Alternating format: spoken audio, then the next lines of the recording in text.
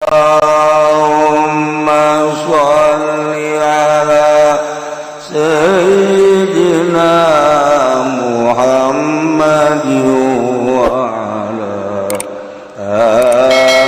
ali Sayyidina Muhammad. Kangjeng Nabi Ibrahim harita langsung berangkat ke Yerusalem. Tidinya Gusti Allah ngainstruksikeun ka Kangjeng Nabi Ibrahim, hai Ibrahim, anjeun berangkat ke Syria Syam. Kangjeng Nabi Ibrahim berangkat apa pamrih jeung istrina Siti Hajar berangkat ke Syria ke Syam. Tidinya Kangjeng Nabi Ibrahim titah ke gunung. Berangkatlah Kangjeng Nabi Ibrahim munajat diabadikeun dina Al-Qur'anul Karim. Wa qala inni zahibun ila rabbi. Cek Kangjeng Nabi Ibrahim simkuring dipiwarang ku Gusti Allah di Palestina ka Suriah ka Yerusalem.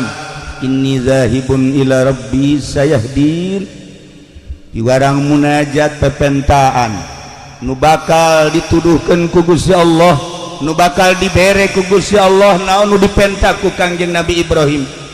Kangjeng Nabi Ibrahim teu loba pamenta, Rabbi habni minas sholihin.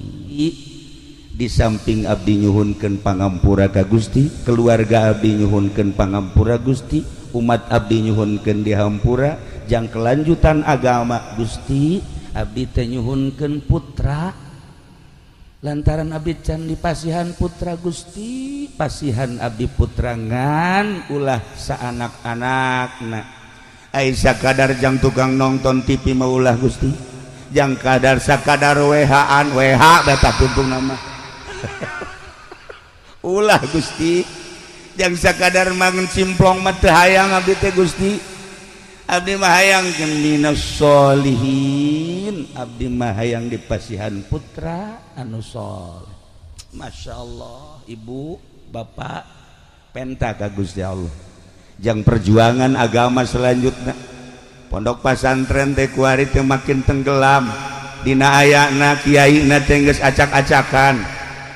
Kiai mah koridorna, kiai mah sekupna hanya sekedar ulama. Ulama teh ngembangkeun agama. Di mana celek ngaji, di mana celek ngaji lain nyaritakeun nagara. Kuari acak-acakan lantaran kiai ilu campur di agama, ilu campur di negara. Nu nagarana lain bentuk syariat, nagarana negara jurig di Indonesia. Saya nu mimilu jadi jurig. Mantep kiai nu mimilu di negara, kiai caksia sama aing mah toser doang. Polisi memang tiba heula jadi juri aja nama, TNI jadi juri aja mah, emang juri negara aja nama. Atuh kunaon kiai haju ka babawa. Masalah nu jadi masalah aja kiai ge sarua jelema boga kahayang, agama jadi acak-acak. Iyalah jadi permasalahan di Indonesia, pro dan kontra dibahas. Jawa Timur, Jawa Tengah, Jawa Barat termasuk Banten membahas tentang kelanjutan agama setelah diacak-acak ku para kiai. Asup di kementerian, asup di DPR, asup di kebupatihan, asup di gubernuran. Aya eueuh hasilna kiai nu aya di DPR, poin mana nu geus dihasilkeun ku kiai eueuh sama sakali. Jeung henteu maksud dararawah di dinyana teh. Kula akrab jeung Kiai Haji Zainuddin MZ almarhum, ketika manehana ngobrol jeung kula, bukan dunia kiai ternyata DPR. Saya insya Allah kiai masuk di DPR itu niat dakwah, tetapi ternyata sulit dakwah di dewan. Saya tarik mundur, kemudian berangkat dakwah lagi. Nah nunduk coba-coba kuari jadi DPR, delekeun Rarang Sadan. Kiai baheula nu asup ka Golkar. Wassalamualaikum warahmatullahi wabarakatuh. Kuari anu ngadukung PDI, wassalamun alal mursalin walhamdulillahirabbil alamin. Maksudna agama, ieu mah agama urusan kelanjutan dirina pembangunan jeung wawasan atuh leuwih agama atuh kinerjaya bagi geus teu bisa nyebutkeun cau kinerjaya ieu naon au cau tolol au Ki Subandi baheula teu bisa nyebut cau au hei kiai cau au nah barang kukurang geus di servis wari bisa nyana cau horeng nah ieu Ki Subandi ge geus di servis we cau Ki Wahab mah wari ge cadel kene lau nya mah eueuh masalah ngan agama cadel urusan negara pasehat urusan pembangunan istimewa urusan agama cadel iyalah nu jadi masalah di Indonesia. Para jamaah kaum muslimin wal muslimat rahimakumullah. Nah, Kangjeng Nabi Ibrahim mulih ka bumi, masya Allah karim. Telila Kangjeng Nabi Ibrahim dipasihan keturunan tina hasil doa munajat di hiji gunung. Istrina Siti Hajar ngandung, masya Allah borosote seorang anak lalaki kasep na tanding. Ibu lamun nyaritakeun kasep mulai neuleuti dia ya. Ieu mah ye beungeut belah ditu teh naon kana? Solear kabeh. Komo ieu mah raja solear ieu mah. Aduh kasep. Ngan peda buntutan doang. Atau tinggal kurang dijieunkeun bae ku hari. Waduh kasep. Ya Allah ya Rabb. Kangjeng Nabi Ismail mah begitu borosot dilalayan ku tatangga nu nyebutkeun teu kasep. Ti mimiti tarangna, halisna, irungna geus kabentuk pikasepeun anu luar biasa. Kacaritakeun terus rada gede beuki kasep arulin di luar teh babaturan-babaturana isin ku kakasepan Kangjeng Nabi Ismail alaihi salam. Kasep teh lalaga. Kasep. Begitu naik 7 tahun katingali kakasepan Kangjeng Nabi Ismail. Naik 10, naik 11, 12, 13. Masya Allah geus menghampiri balik. Luar biasa kasepna, loba awewe anu penasaran hayang nilai Kangjeng Nabi Ismail ku tenar-tenarna kasepna. Eta awewe lamun geus digali Kangjeng Nabi Ismail saminggu teu dahar teu kae masalah. Seubeuh bae. Urang lamun kuari seubeuh neuleuh beungeut haji pendek lapar mah. Lapar. Malah keluar peureup. Masya Allah. Bedana Kangjeng Nabi Ismail nu bantak Allah ngajelaskeun dina Al-Qur'an.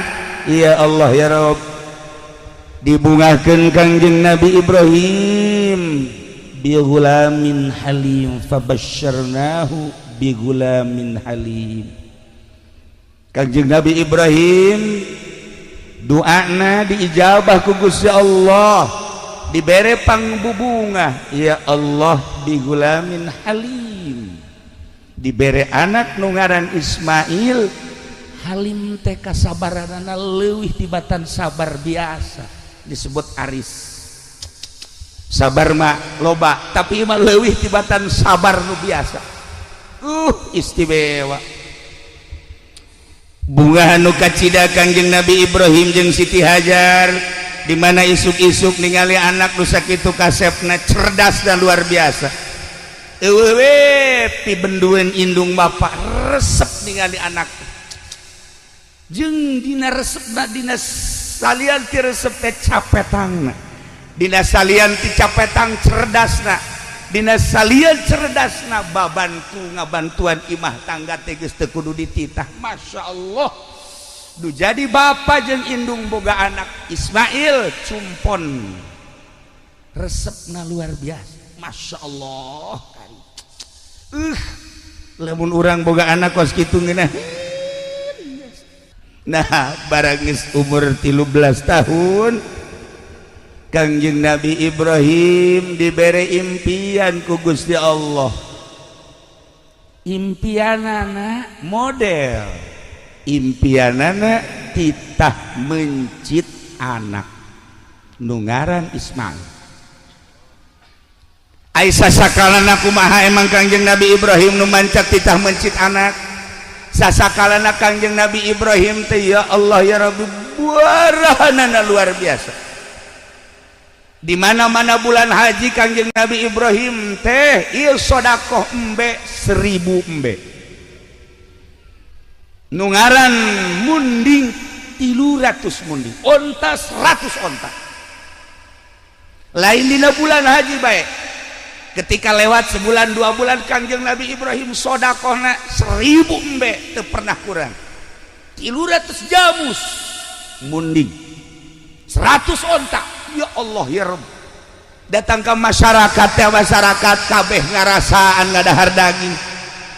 Kabeh ngarasaan nu resep embe daging embe, nu resep onta daging onta, nu resep munding daging munding. Kabeh ngarasaan. Datang ke malaikat kagetan malaikat. Masya Allah cek malaikat hamba Allah nu ngaran Ibrahim kubarahan-barahan teuing. Masyarakat kabeh bunga ngadahar daging kabeh. Ai kunaon kiai kuari dibere korban masyarakat teu ngadahar daging. Beak kabeh ku kiai. Lain di dieu di Blaraja. Lain Masya Allah tak kiai teh dekeun ngabagi. Loba nu menta ge teh dibere ieu mah jang kiai. Ya Allah eta urang Blaraja, KTP-na mah urang Cisoka. Aya kemodelan antara Kangjeng Nabi Ibrahim jeung kiai-kiai urang. Malah nu ieu mah ulah ka dipencit engke cenah jang sedekah. Nu ieu mah ulah waka, nu ieu mah ulah waka. Dikirim kabeh bangsa jelema-jelema anu dipekadeudeuh ku nyana masyarakat banu menta. Ya Allah dibere saparapat on. Dibere saparapat on. Aju ku nyana ditusukan, digarang. Ya Allah teu datang ka beuteung jadi ceuhil doang. Lord. Masya Allah. Komo tukang mencit mah kulit dibawa ku nyana. Hulu dibawa kunyana, ceker dibawa kunyana, jeroan dibawa kunyana. Hei, ieu kumaha lalakona? Masya Allah, talancuh nage talancuh dibawa. Ya Allah ya Rob, ya Allah ya Rob, Gusti Allah, eta anak buah Ki Nurjaya, kunaon jadi kos kitu? Orang dititah kunyana.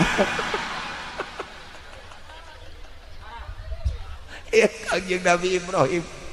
Pohara Kangjeng Nabi Ibrahim dalahar kumaneh ta 1000 dalahar ta kumaneh 300 man munding ta dalahar kumaneh onta. Ya Allah ya Rabb masyarakat mika cintana luar biasa ka Kangjeng Nabi Ibrahim alaihi salam lantaran nyana bebereanana nu pohara eueuh hiji tamu nun teh disuguhan ku Kangjeng Nabi Ibrahim bahkan antara Baghdad Suriah Palestina Suriah, Mekah Suriah, lantaran Suriah teh pusat perpasaran, pusat pasar.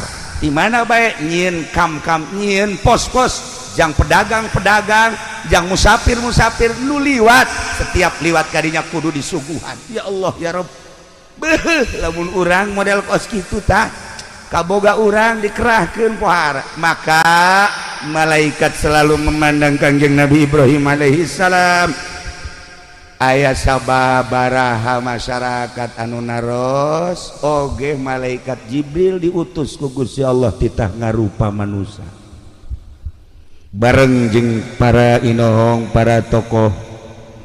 Kangjeng malaikat Jibril menghadap ke Kangjeng Nabi Ibrahim. Assalamualaikum. Waalaikumsalam. Ya Ibrahim, aya anjeun popoharaan teh ieu sedekah mani ribuan hewan disodakohkeun henteu nyaah. Cak Kangjeng Nabi Ibrahim, ieu hewan milik Allah lain milik kula. Kula teu ngarasa ngapimilik diri kula anu Allah, dunia langit jeung bumi katut eusina nu Allah diinstruksikeun ku Gusti Allah titah sedekah selama Allah marentah boro-boro hewan. Andai kata kaula boga anak kula mau diinstruksikan kita dipencit ku kula mah demi nurut ka Gusti Allah. Masya Allah kan. Iyalah Kangjeng Nabi Ibrahim Khalilullah.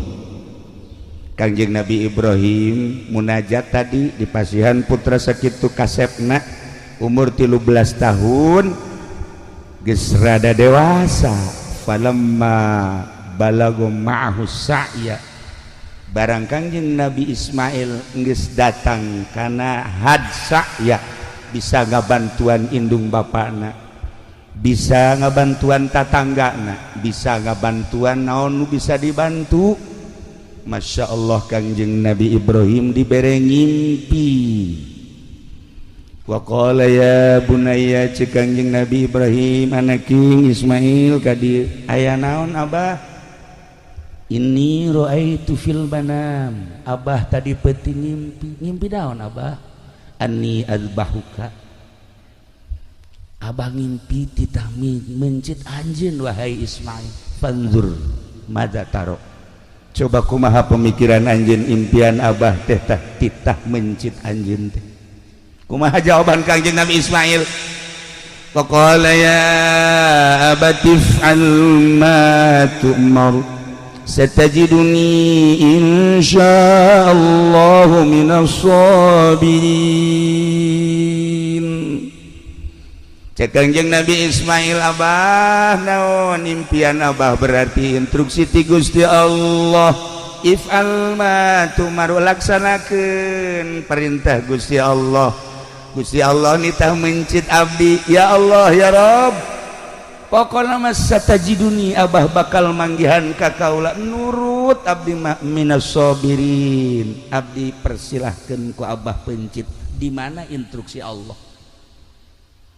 Urang lamun boga anak kos kitu tah kasep biasa haju titah dipencit ambo-ambo meureunahnan Gusti banyak kudu mencit anak, mendingan Haji Pendi pencit daripada mencit anak. Majanya manggil manfaat Gusti.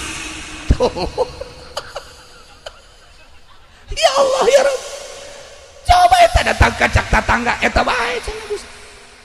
Ya mantaknya nama iilunan jeung kiai ge pamajikan geus doakeun. Nu mantak geus doakeun atuh geus manfaatna.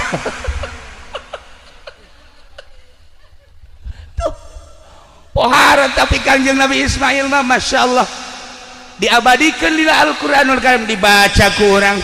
Waqala ya abati fa'al ma tu'mar satajiduni insyaallahu minas sabirin. Kula mah lamun maca ayat eta ngahaneng bekos ku bode etek.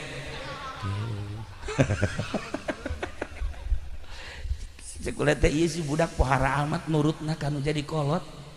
Masya Allah. Kangjeng Nabi Ibrahim nasa kitu poharana, anak nasa kitu sabarna, hayang amat boga anak seperti kos kitu tah. Urang majol anak Masya Allah geus pamawa kampak ya bah. Bah, kampak leutik ya bah. Emang jang naon? Tarang abah ya. Maksudna naon sia? Belikeun motor bah. Lamun henteu antara dua kaca jeung tarang abah. Sial teh urang Cisoka boga goblok.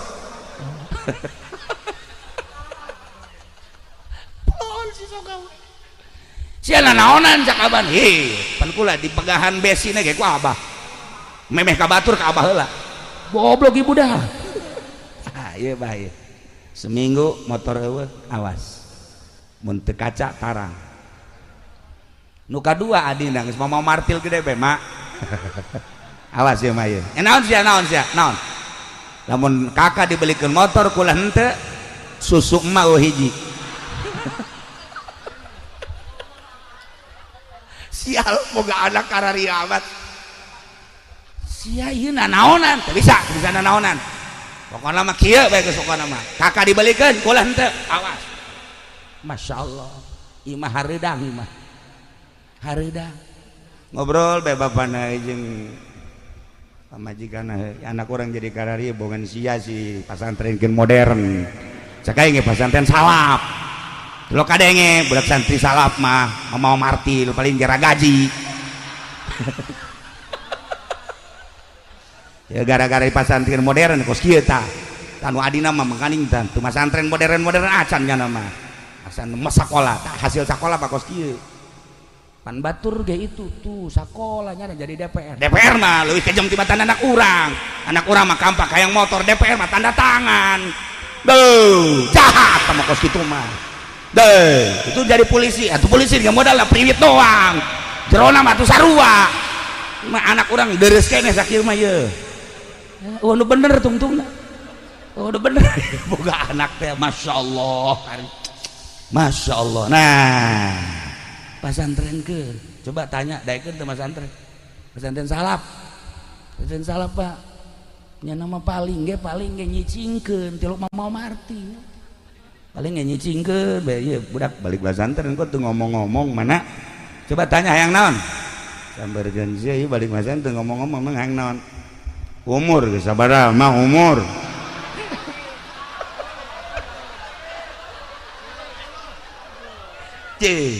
Pasti nanyakan umur emang mati lok ngitung. Iya kula ieu nu mantak make samping geus teu bagus ge eta teh demo sebenarnya mah. Paling ge kos kitu doang. Ulah leuwih ti 30 mah. Waduh, bibit kolot dia ka ditu mah. Tah, eta paling ge sakitu santri salaf bang demona teh kawin. Jak mana teh atuh kawin teh pan meureunan si anak teh engke si anak kan aju engke kumaha eta si anak sia tah barang daharna mak kula kan geus pasantren ye di dieu Tijan mah ye di dieu Sanusi ye di dieu Umul Barohin mak pinuh ku katauhidan mak mama tugas mah ngawinkeun ka dituna urusan kula masya Allah mak Allah luar biasa atuh geus pokona mah engke ge hese-hese teh mah balik deui ka emma mah.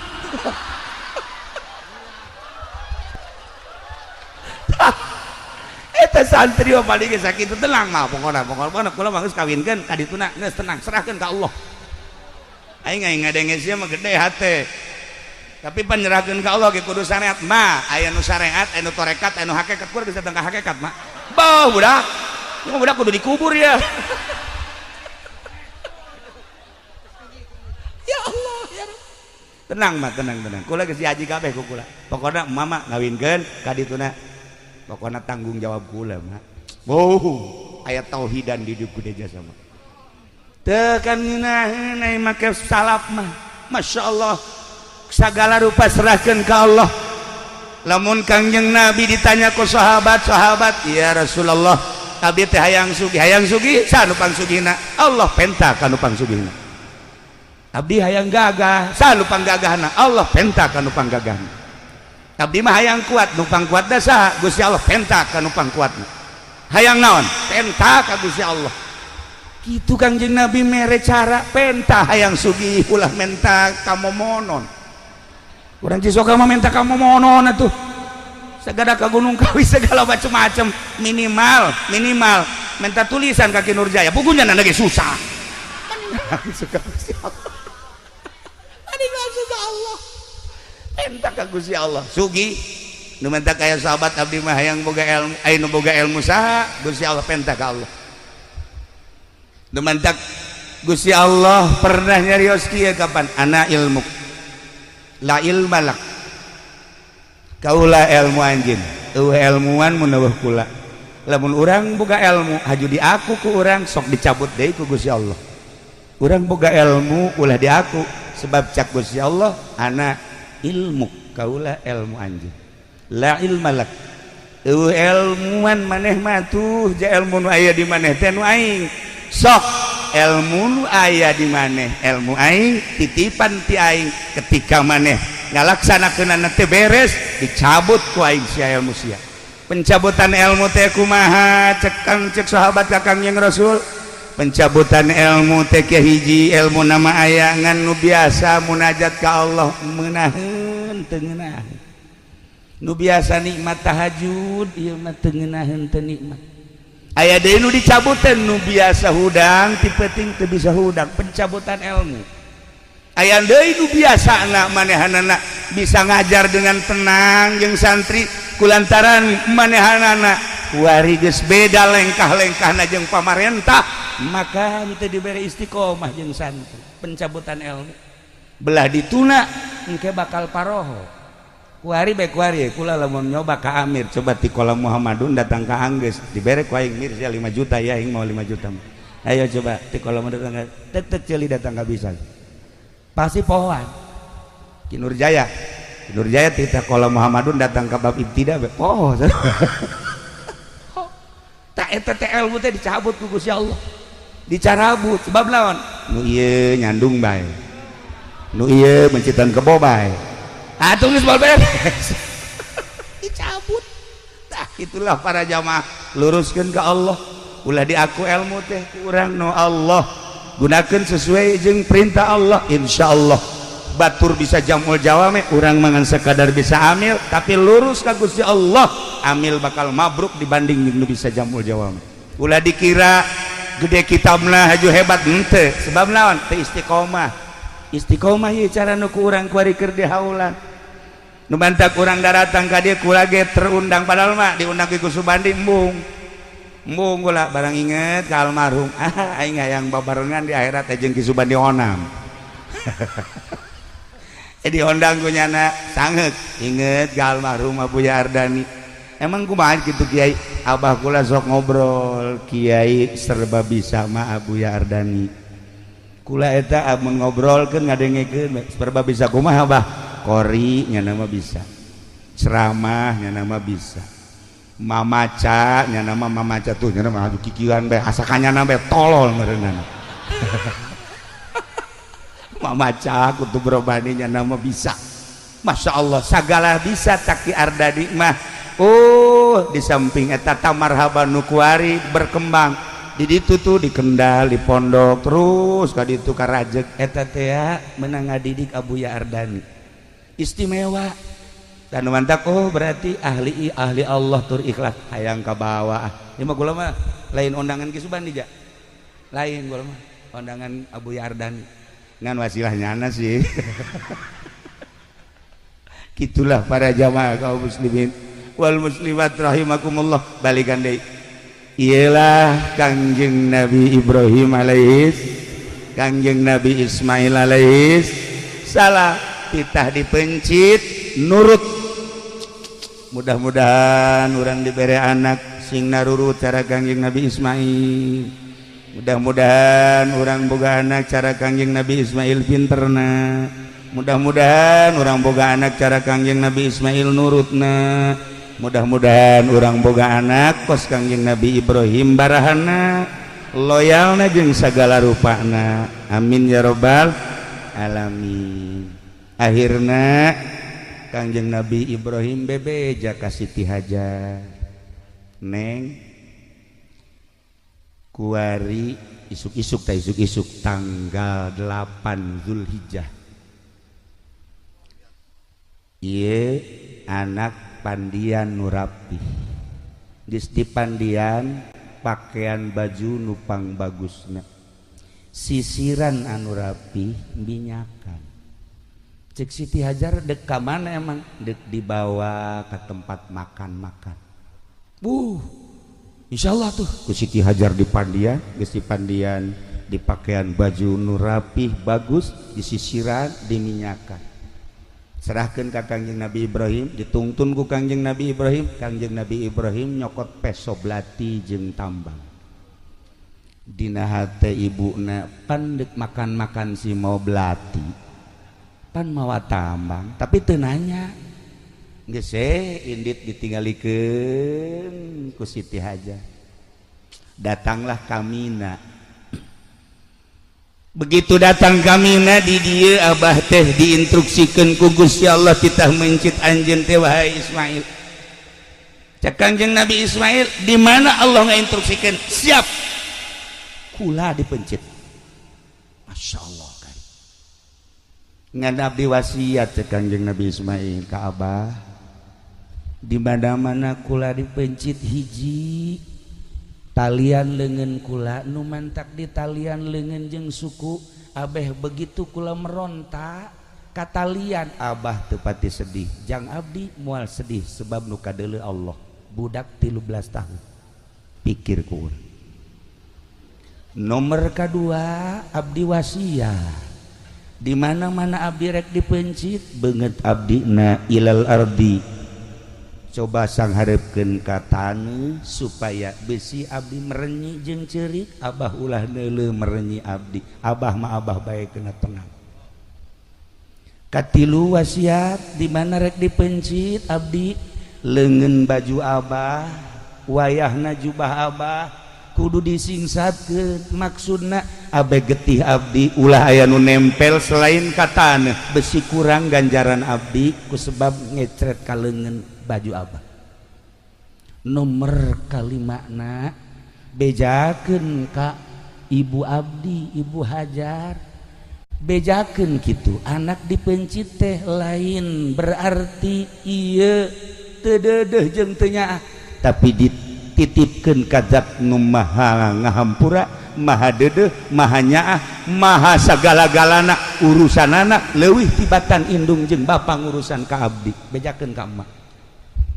Nomor kagenepna besi aya budak sebaya jeung abdi ulah dideketkeun ka abdi besi ngajerit tur ulah dideketkeun ka ibu abdi besi ibu abdi engke majarkeun abdi.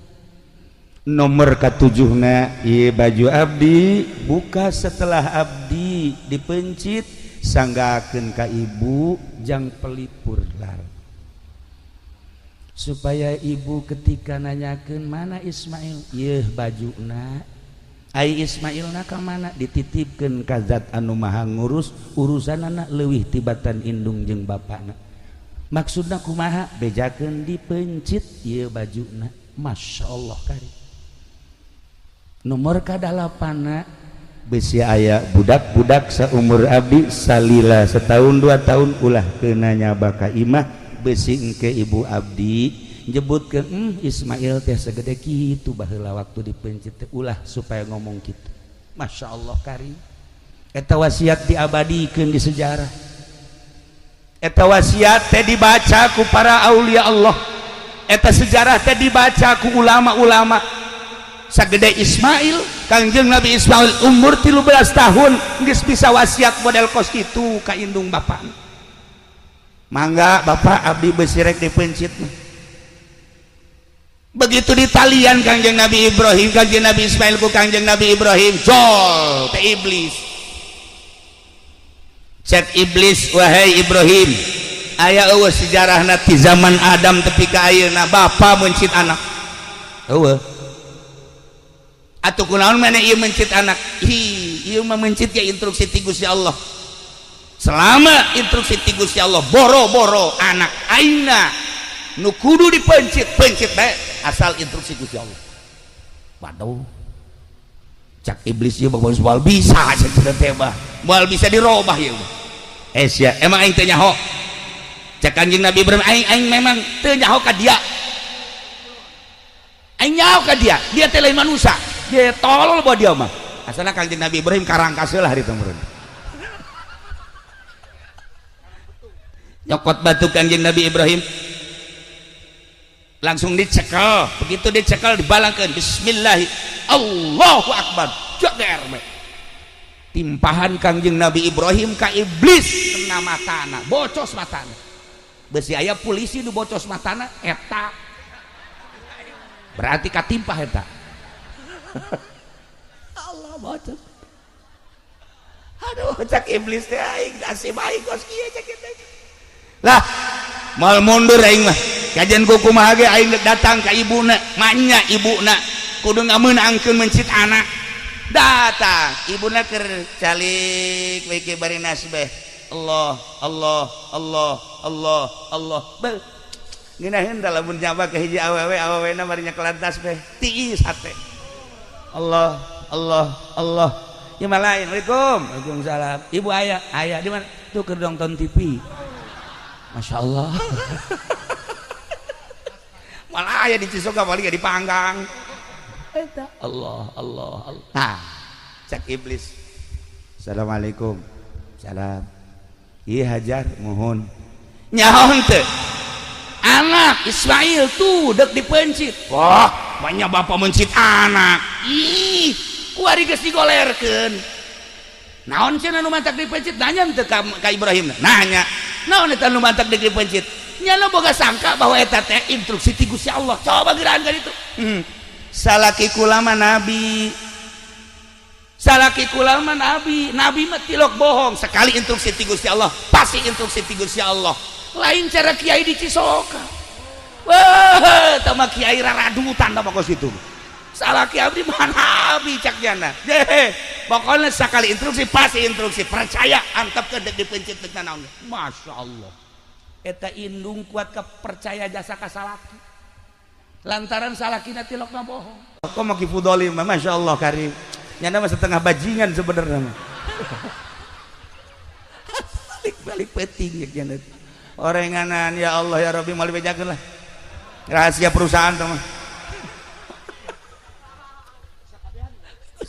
atuh sia mah bapana bapak rusak tah ieu deuk percaya kumaha pamajikan kan jadi salaki balik di mana-mana teh kok parfumna lain deui Kak ieu mah rada tajem kieu biasana lain parfum boti mah ieu mah Kak lah budak tah orenganan mal bejakeun deui bela ieu mah baja ieu mah Pak Kak ieu mah parfum awewe mah kos nyaho teh budak nyemprot lain deui cenah teh orenganan kanyahoana mah geus 7 tahun ditungtun muda aya anak saha deui atuh deuk percaya kumaha pamajikan kanu jadi salaki tuh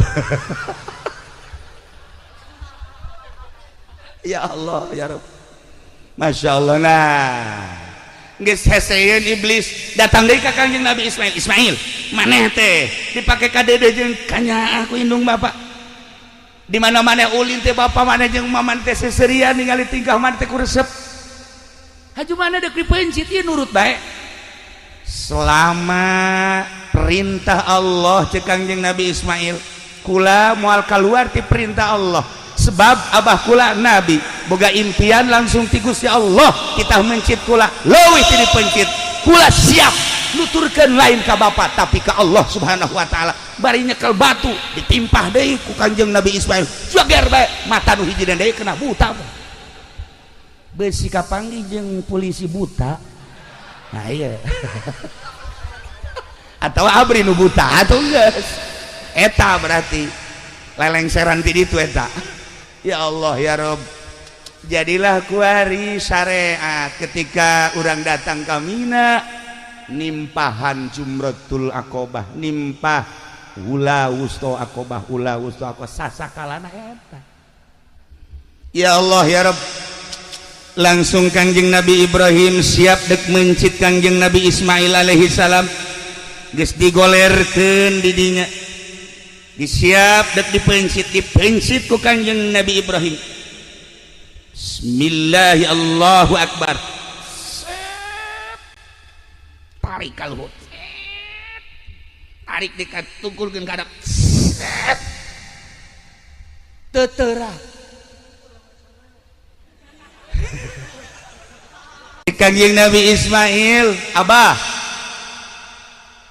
sing teger atuh ulah boga karunya ka abdi ai instruksi ti Gusti Allah mah kerahkeun tanaga abah ulah aya karunya abdi geus siap jasa sakali deui Bismillahirrahmanirrahim Allahu Akbar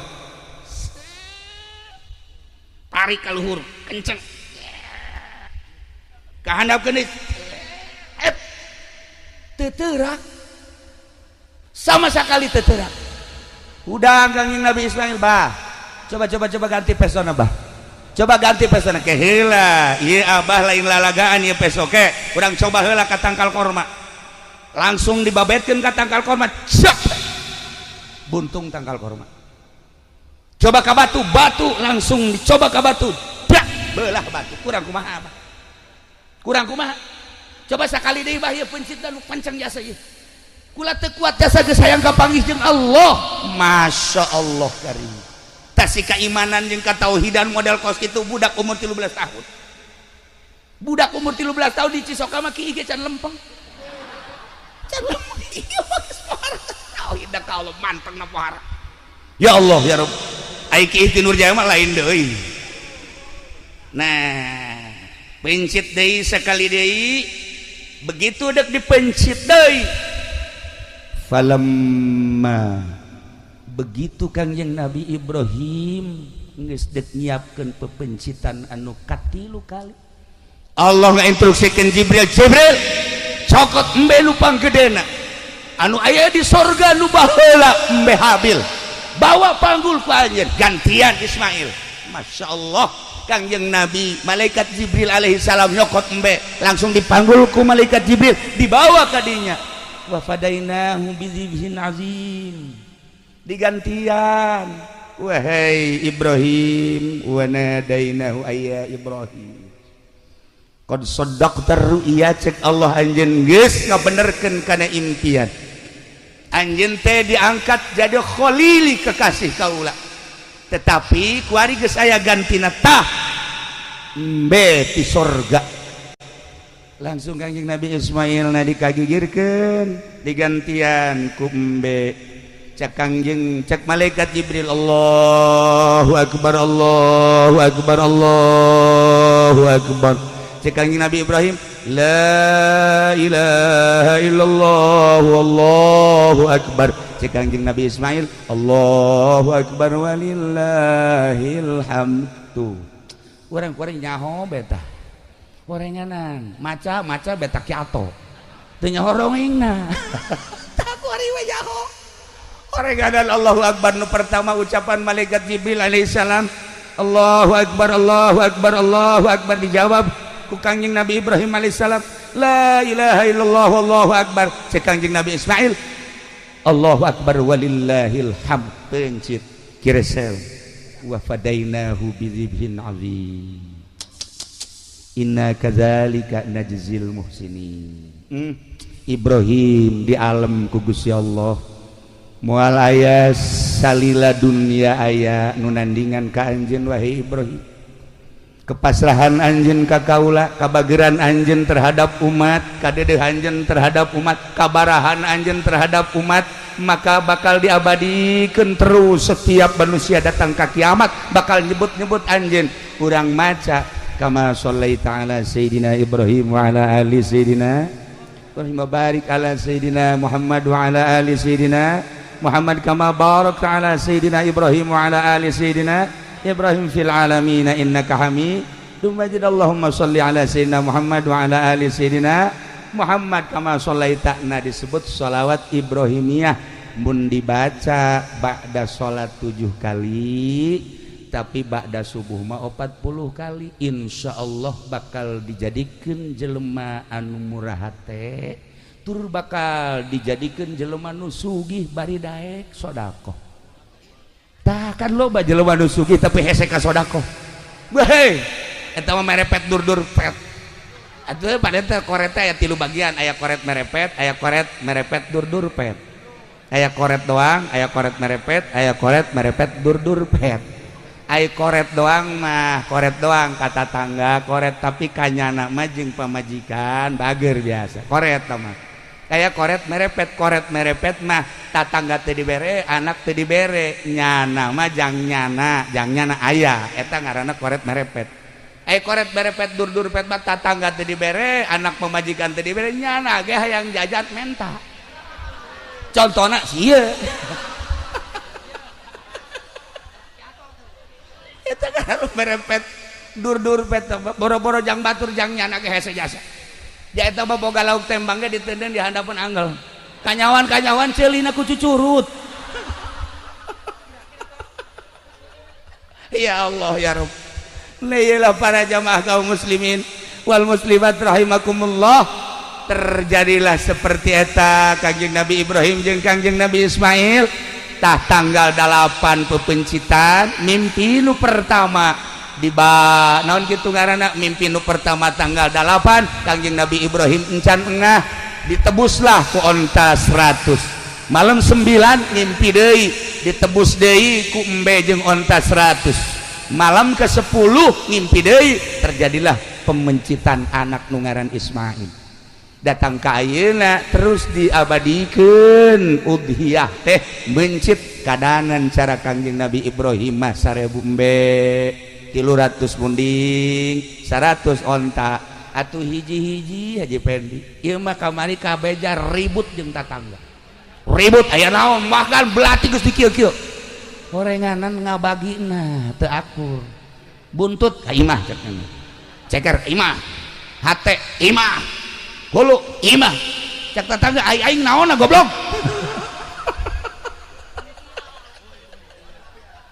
ribut kadang mereka batur lu aya ge ngabagi geus teu beres masyaallah eta ge sapasar kemis ngan eta doang henteu nu sajen mah aya di Cisoka mah kabehan ya Allah ya Rabb Nailah nyaritakeun Kangjeng Nabi Ibrahim jeung Kangjeng Nabi Ismail intina hiji urang ciptakeun gerageh di urang suasana model Kangjeng Nabi Ibrahim alaihissalam. Urang tuturkeun kabageran Kangjeng Nabi Ismail dengan sendirina manusia bakal menyerap naon nu aya di urang. Sebab ku kabageran Kangjeng Nabi Ibrahim alaihissalam jelema daratan hayang disyahadatan. Loba nu ti Jararaut ti Baghdad ti Iran ti Turki datang ka Kangjeng Nabi Ibrahim teh ngadege kaisimawan Kangjeng Nabi Ibrahim langsung maca 2 kalimat syahadat tanpa kudu lelempangan cara kifudoli sapeting 3 panggung baheu lain haju maraca syahadat pugunya nana ge subuhna kieu teh Allahumma cak anakna bah emang